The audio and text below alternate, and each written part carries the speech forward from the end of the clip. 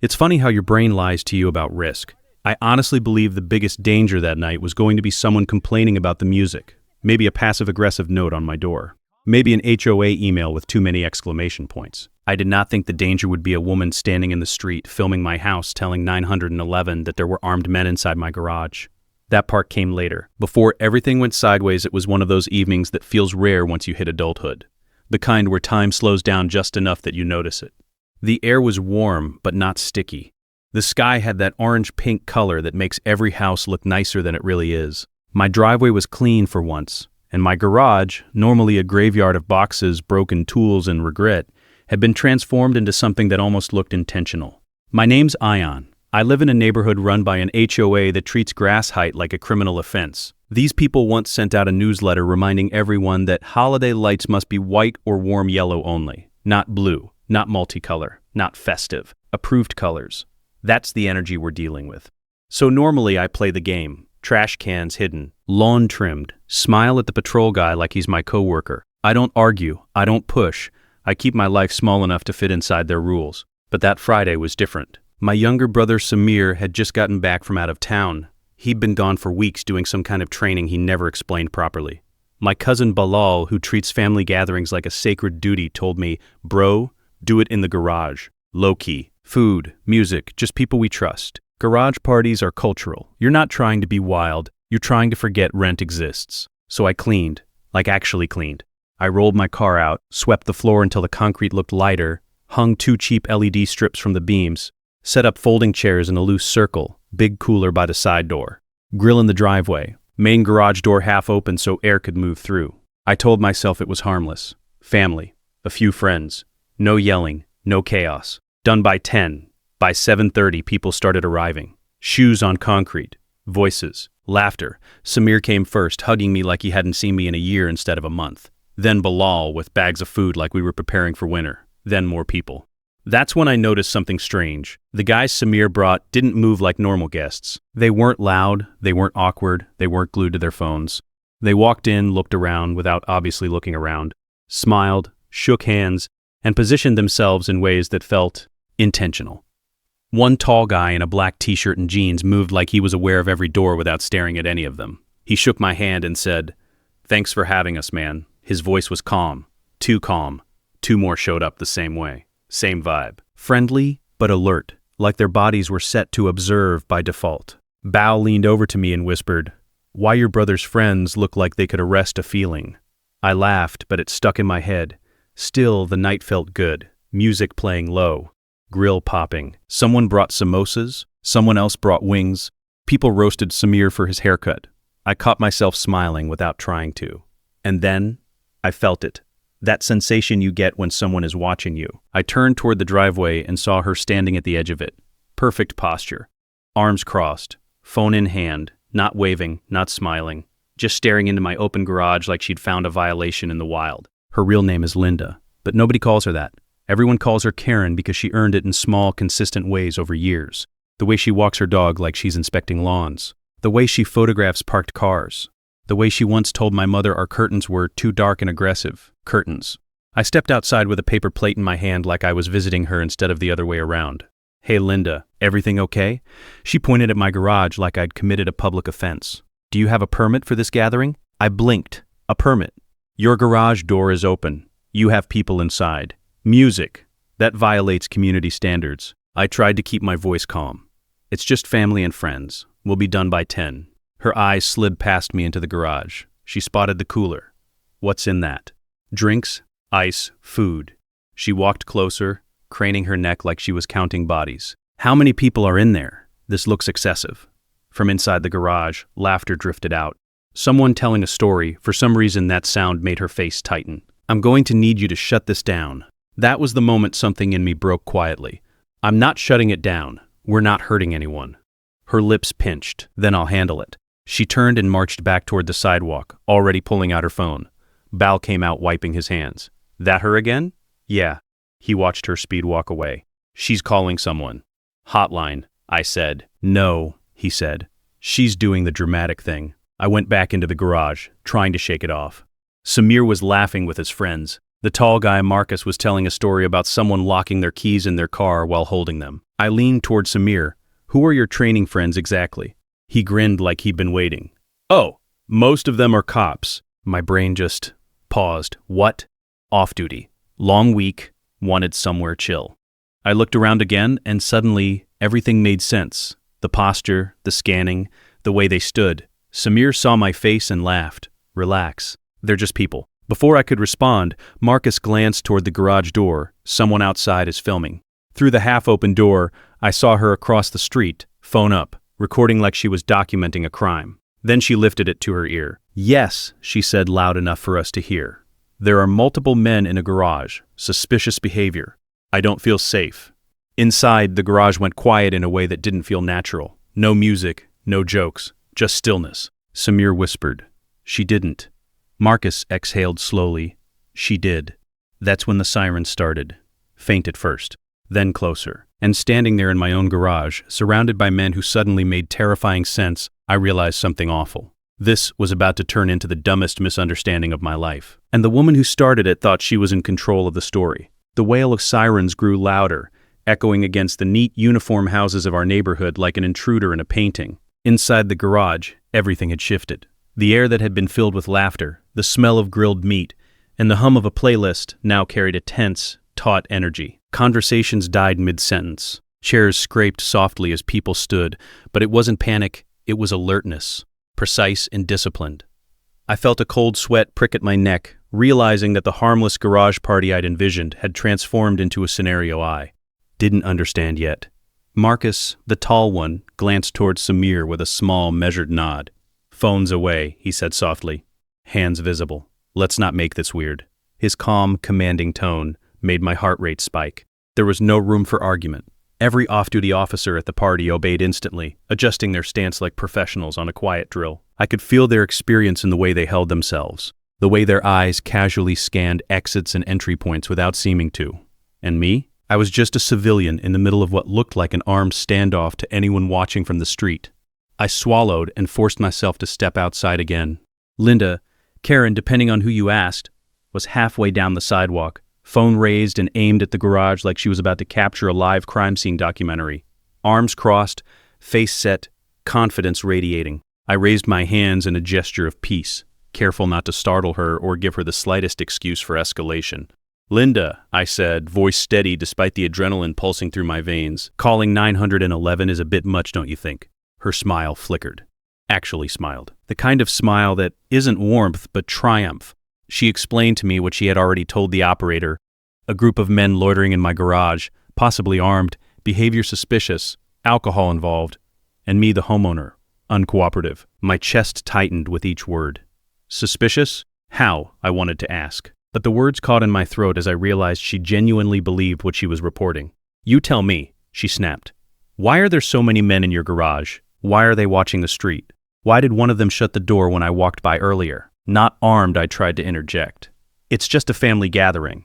Unsafe, she said louder this time, cutting me off. That word, unsafe, it was her favorite. It always made people react.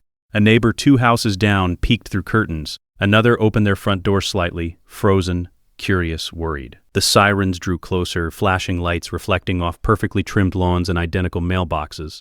Linda's smile widened with each reflection. She seemed almost giddy, energized by the chaos she had created. Then the first police car turned the corner. Then another. Lights flashing red and blue across the street. Doors opened almost immediately. Officers stepped out, hands near their belts, eyes sweeping methodically but not frantically. It wasn't like the movies where police run in shouting. This was disciplined, professional, calculated. Everyone inside the garage, one officer shouted. Keep your hands where we can see them. The order was crisp, unquestionable, like it belonged in a training manual. I froze, heart thudding. Inside, everyone complied instantly, raising hands, keeping movements deliberate but calm. The atmosphere shifted from tense to surreal. The men inside my garage looked like statues of control and precision. Linda's head snapped toward the garage. See? She called out, triumph in her voice. Look how guilty they look. I wanted to shout, they're my friends, but I couldn't. I barely recognized the power these people carried just by existing. One officer approached her cautiously. Ma'am, did you make the call?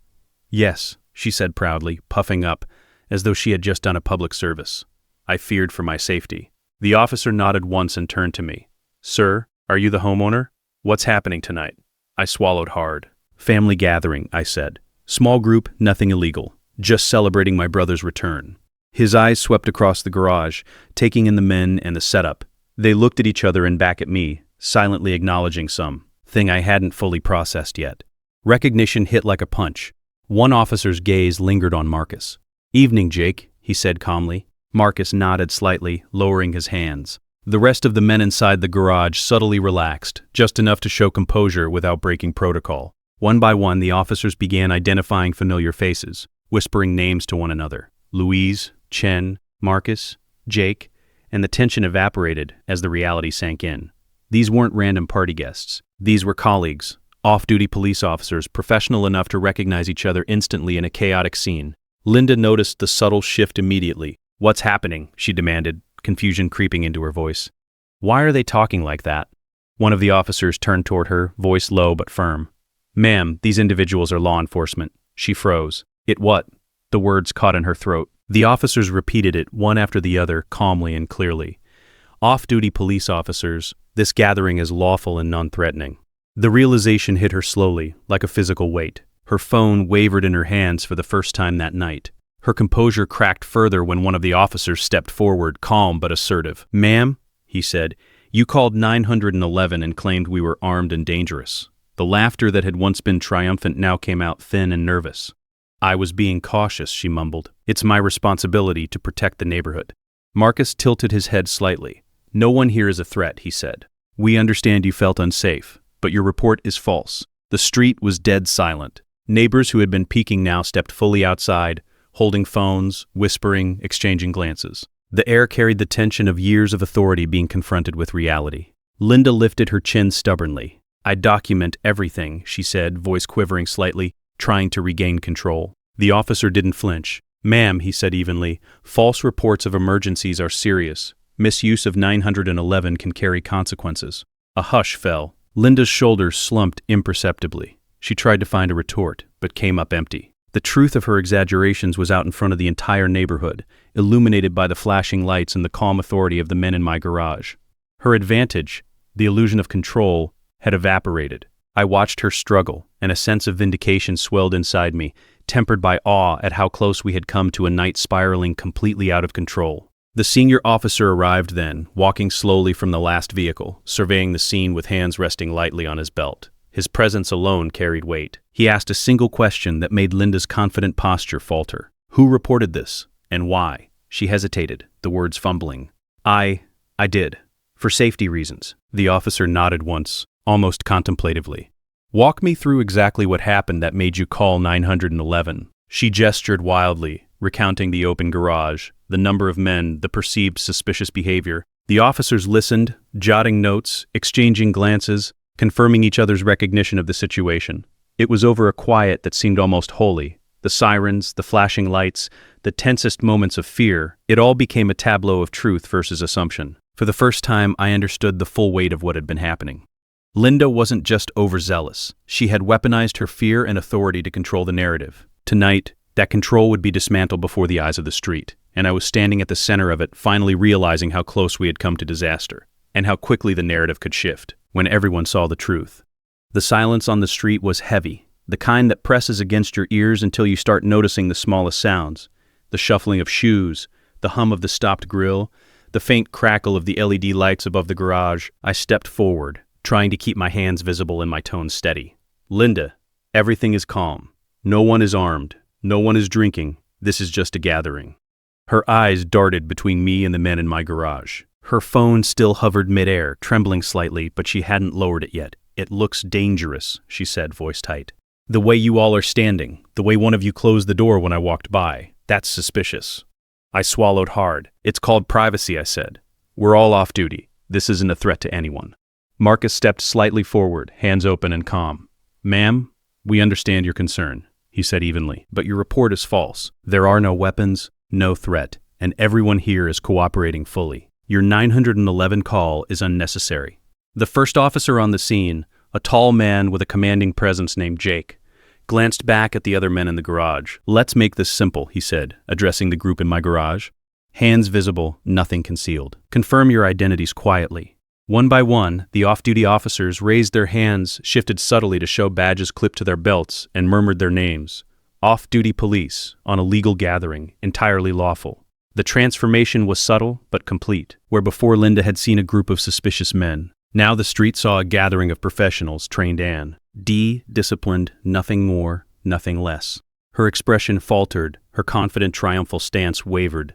"Wait," she said. I don't understand. They're police?" "Yes," Jake said.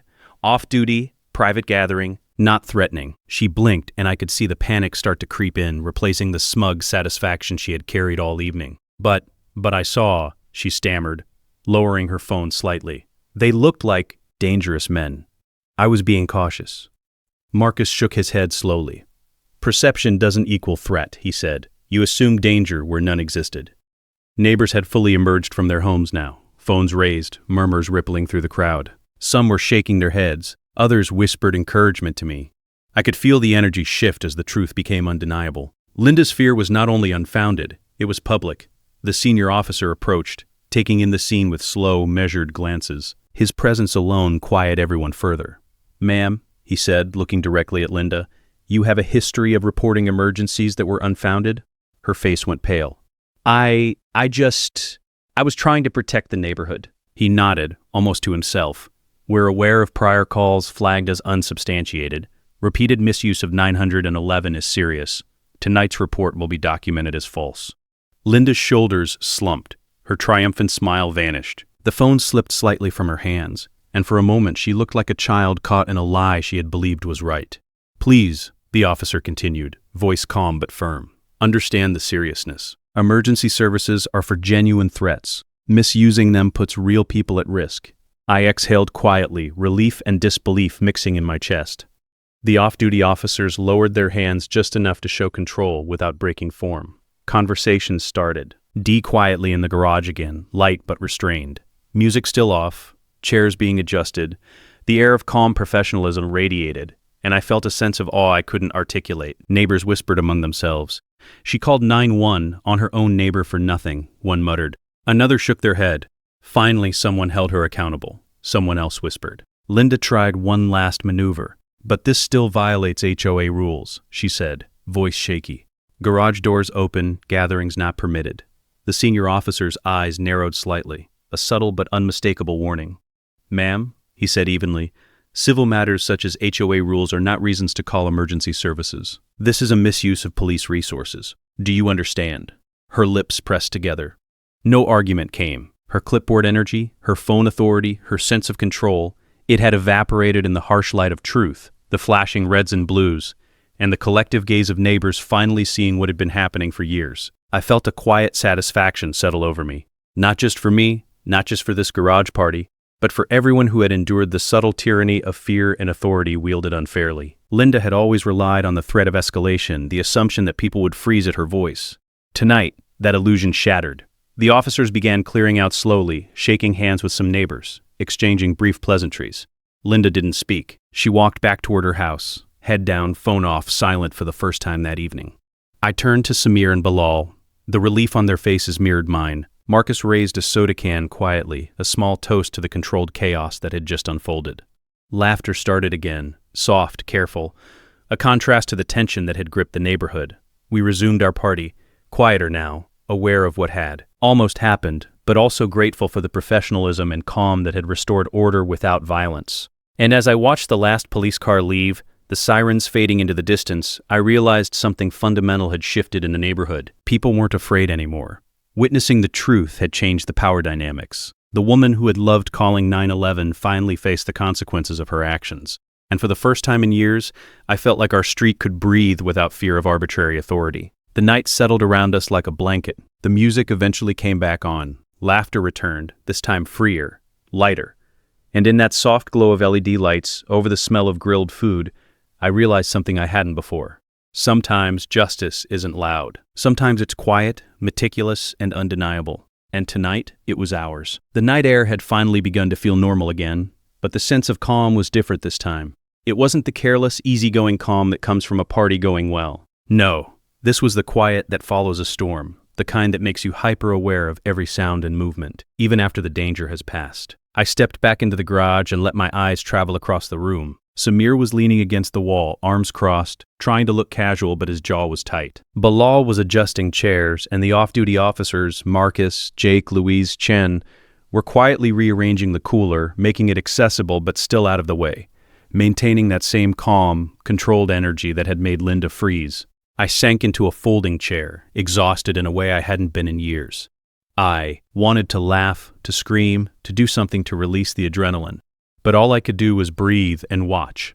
The neighbors had mostly returned indoors, although a few lingered in the shadows of their porches, peeking curiously, whispering to each other. Every few seconds someone's gaze would flick back toward the garage, as if expecting the chaos to reignite.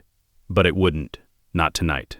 I finally broke the silence with a shaky laugh. I can't believe this actually happened. Samir's grin was thin, nervous. Believe it, he said. I tried to tell you I thought it'd be funny. Off-duty guy's safe environment. But you should have seen her face when the first sirens hit. I laughed again, quieter this time, the sound more of disbelief than humor. I thought she was serious when she called 911, but I didn't expect it to escalate like this. Marcus shook his head slightly, a hint of amusement in his eyes. People forget what we look like when we're on duty. Even off-duty, certain habits don't leave. That's why she thought she was seeing something dangerous. It's not entirely her fault. Fear makes people see threats where none exist. She just overestimates the danger and underestimates the truth. Bilal, always the observer of human behavior, leaned closer to me. Man, I've been to a lot of parties, but this is different. I've never seen someone look so proud, then so completely undone in a matter of minutes. I nodded, thinking about Linda's face. How smug she had been, ready to assert control over the neighborhood, to prove a point. How that control evaporated when reality collided with authority she couldn't manipulate. It was a strange, satisfying kind of victory. Not mine, not theirs, but something collective. The street, the witnesses, even the officers. Truth had a way of making people pause, even those who believed themselves untouchable. I glanced at Samir. You didn't tell me they were all off-duty cops to avoid scaring me, right? He shrugged, still smiling faintly.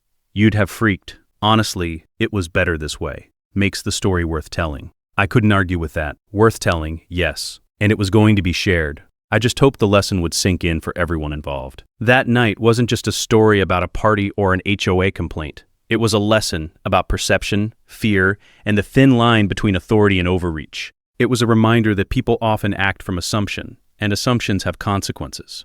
The garage slowly started to regain the rhythm of a normal gathering. Music came back on, lower, careful, as if apologizing for the previous tension. Samosas were passed around. Wings disappeared in seconds. The cooler opened, and drinks were handed out with quiet efficiency. People laughed again, soft at first, but gradually louder as the adrenaline drained.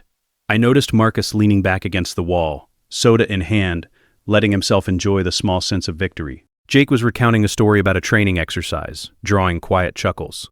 Louise and Chen were joking about neighborhood complaints, clearly used to absurd situations like this. As I observed all of this, a thought hit me.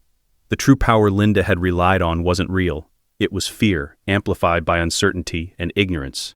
And once that illusion was shattered, she had nothing, not even a fake narrative to cling to. She had misused her authority for so long that when someone finally challenged it, the collapse was complete. I felt a strange sense of justice. Not a revenge-driven triumph, but a balance restored. I stepped outside again, leaning against the half-open garage door, looking down the street. The neighbors had started tea. Retreat indoors, murmuring, whispering, still processing what they had seen. Some were shaking their heads, others were smiling faintly as if relieved. I realized something profound. People had been afraid to speak up because they thought Linda's power was untouchable. But seeing it undone, seeing the truth revealed in front of everyone, changed everything. For a brief moment, I caught Linda's shadow retreating behind her curtains. She wasn't filming, she wasn't talking, she wasn't projecting authority. She was silent. And it felt like the first time she had truly reflected on the consequences of her actions. I turned back toward the garage and saw Samir, leaning casually against the wall now, relaxed. Bilal had a grin plastered across his face. The officers were quietly chatting among themselves, a soft camaraderie evident even off duty. And me? I felt a strange combination of relief, awe, and respect. Relief that nothing escalated into something dangerous. awe at the discipline and calm of the men who had unknowingly saved the evening, and respect for the quiet, undeniable power of truth over fear. Hours passed. The party slowly dwindled to a small group. Conversations were quieter now, reflective, sharing stories not just about the food or music, but about what had just unfolded. I realized that this night would be remembered long after the plates were cleared and the lights turned off. It wasn't just a gathering anymore. It was a story about courage, perception, and the unexpected consequences of fear-driven actions. By the end of the evening, I found myself standing outside looking at the garage one last time. The lights glowed softly, casting in reflections on the concrete. The air smelled faintly of charred food and evening dew. Samir was cleaning up quietly. Bilal was packing chairs. The off-duty officers had gathered their belongings, preparing to leave. They, offering nods and brief smiles. And Linda? Gone, silent, retreating into her house, facing a truth she hadn't anticipated. In that moment, I realized something about life, neighborhoods, and people. Authority and fear can be powerful, but truth has a quiet way of cutting through both. It doesn't shout, it doesn't yell. It simply exists, undeniable, and when people witness it, it shifts everything. And tonight, in that small, meticulously controlled neighborhood, the shift had happened. I stepped inside the garage, took a deep breath, and finally let myself relax fully. The night had been more than a party. It had been a lesson, a story, a memory I would never forget. And I knew that once this story was shared, it would resonate with anyone who had ever faced someone who misused authority, weaponized fear, or tried to control others through false claims. Tonight was proof that balance could be restored, and sometimes it came quietly, almost imperceptibly, like a tide reshaping the shoreline. Even with the party winding down, I knew the effects would linger, not just in my family, not just in my garage, but across the neighborhood. People had seen what fear-driven authority really looked like. They had seen how easily it could be undone. And most importantly, they had seen that truth, once revealed, demanded recognition. The night ended not with triumphal celebration, but with a quiet, reflective acknowledgement that things had changed, and that some lessons were best learned in moments of tension, under flashing lights, and in the presence of undeniable truth. By the time the last plates were cleared and the music faded into the soft hum of night, the garage had transformed from a chaotic scene into something almost meditative. The officers, Marcus, Jake, Louise Chen, had quietly gathered their things, checked in with one another, and offered nods and smiles that small but meaningful. Samir and Bilal were sweeping up crumbs, stacking chairs, their movements slow, deliberate, almost ritualistic. I leaned against the wall, hands in pockets, and allowed myself a moment to take it all in. The adrenaline had drained, leaving a residual hum in my chest that felt like exhaustion and exhilaration all at once. Outside, the street was calmer, though still charged with curiosity. A few neighbors lingered on porches, whispering quietly to each other, likely comparing notes, confirming stories, sharing glances that communicated without words. The uniformity of the neighborhood, pristine lawns, identical mailboxes, neatly trimmed hedges, stood in stark contrast to the chaos that had just unfolded in their midst. For weeks, perhaps months, they had witnessed the subtle tyranny of Linda's control. Now they had seen the illusion crumble. It was almost poetic. I stepped outside for a moment, breathing in the cool night air, the scent of grass, faintly damp with evening dew, mixed with the lingering aroma of grilled food. The streetlights cast long, soft shadows, but the memory of flashing red and blue lights remained etched in my mind. My eyes flicked toward Linda's house. Curtains drawn, phone nowhere in sight. For the first time that evening, she wasn't recording, wasn't asserting authority, wasn't trying to control anyone. She was invisible, and the power she had wielded so effortlessly for years had evaporated in a matter of minutes. Inside the garage, conversation slowly resumed. Laughter returned, quieter at first, cautious, as if testing the air. Then gradually, it grew warmer. Stories were exchanged, mundane tales of the week, memories of shared childhood adventures, inside jokes that only the family understood. But underneath the surface, there was a current of relief and reflection. Everyone there, especially me, understood the gravity of what had happened.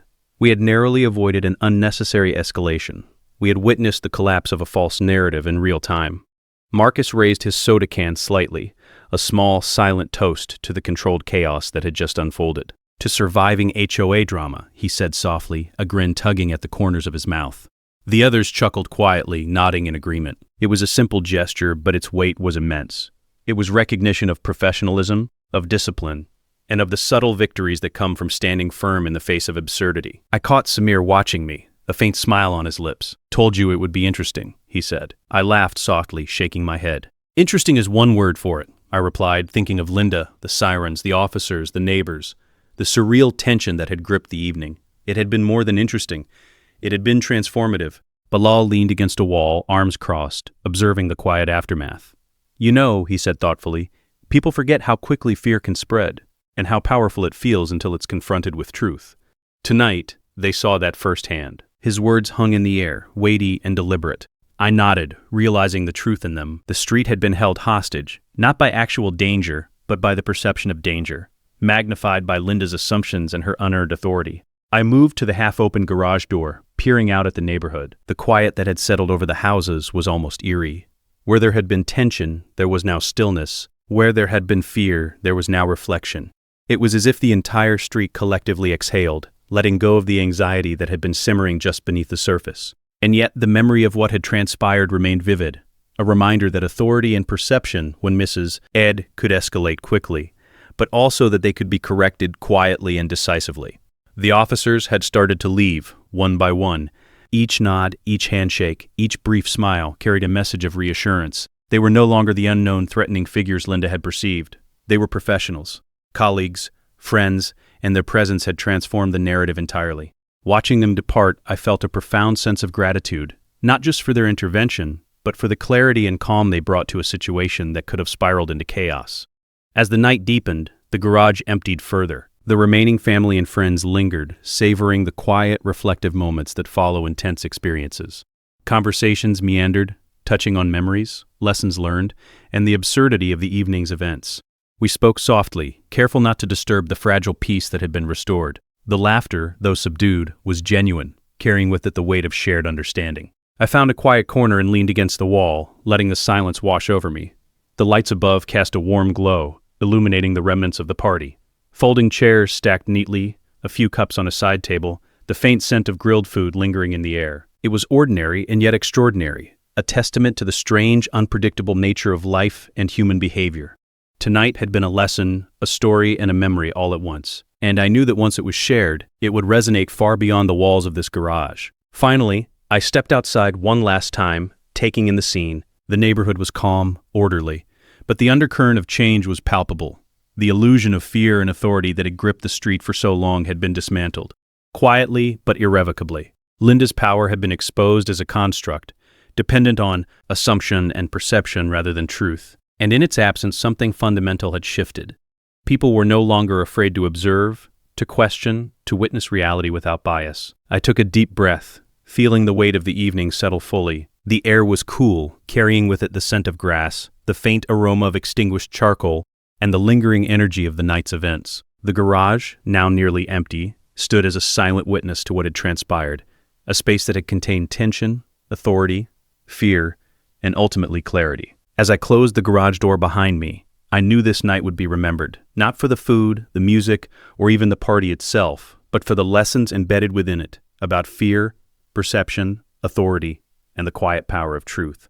And as I walked toward the house, I felt a rare sense of peace, knowing that the street, the neighbors, and even the participants of the evening had glimpsed a reality that few ever get to see, a reality where fear is confronted, authority is held accountable, and the truth stands undeniable. The next morning arrived with an almost surreal calm. The sun spilled over the neat rows of houses, glinting off freshly trimmed hedges and perfectly aligned mailboxes, and for a moment it felt like nothing unusual had ever happened. But the memory of the previous night lingered, like a quiet echo bouncing off the walls of the garage and the street. I sat at the kitchen table with a cup of coffee, still replaying the events in my head. The sirens, the officers, the tension, Linda's face as her confidence crumbled, and the odd sense of awe I felt watching it all unfold. SS. Amir joined me, pouring himself coffee without a word, then leaned against the counter. "You okay?" he asked finally, breaking the silence. I nodded slowly. "Yeah, just thinking about last night, about her, about everything." He grinned faintly. "Pretty wild, huh? HOA drama meets off-duty police standoff." I laughed softly, shaking my head. I mean, it shouldn't have been wild, it should have just been a garage party, but somehow it turned into that. Samir nodded knowingly. It's the nature of people like her. Fear-driven, need for control. She doesn't think, she reacts. And when the truth hits, it's intense. Balal wandered in then, still carrying the relaxed, teasing energy he always had. "Man, you should have seen the neighbors this morning. The gossip is unreal. People are finally talking, saying things they've been too scared to say before. It's like a weight lifted. I sipped my coffee, feeling the warmth spread through me. That weight, it was real. The subtle fear Linda had instilled in the neighborhood had been present for years, a constant undercurrent. People had learned to walk carefully, to avoid confrontation, to hide minor infractions lest they draw attention. Last night shattered that. I could see it in the way Samir and Bilal were relaxed now, how the officers had handled themselves, how the street had responded. Authority misused loses its power when exposed. Fear loses its grip when confronted by truth. And the neighborhood, for the first time in years, had witnessed both simultaneously. Later that day, I decided to take a walk down the street, partly out of curiosity, partly to gauge the mood. The lawns were immaculate as always, the mailboxes pristine, but the energy was different. People peeked from behind curtains, not with suspicion, but with cautious smiles. A neighbor who usually gave me a curt nod waved instead.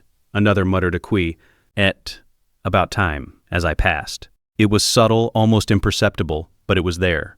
The perception of power had shifted. I caught sight of Linda's house from a distance. The curtains were drawn, the phone was nowhere in sight. She hadn't emerged. It was clear she was reflecting, perhaps realizing that her tactics no longer held the sway they once did. I felt a strange mix of relief and vindication. No shouting, no confrontation, just the undeniable quiet impact of the truth. Walking back toward my house, I passed a neighbor who had watched the party unfold from her porch. "You handled that really well last night," she said softly, giving me a small approving nod. I smiled, shrugging. "It helped having professionals around," I said, gesturing subtly toward the garage. Her eyes widened slightly, realizing exactly what I meant. "Wow," she murmured. Yeah, I get it now." By the time I returned home, the garage was silent again. Bathed in afternoon light, the evidence of the party nearly gone. Folding chairs stacked neatly, empty plates cleared away, the smell of grilled food replaced by the faint hint of cleaning supplies.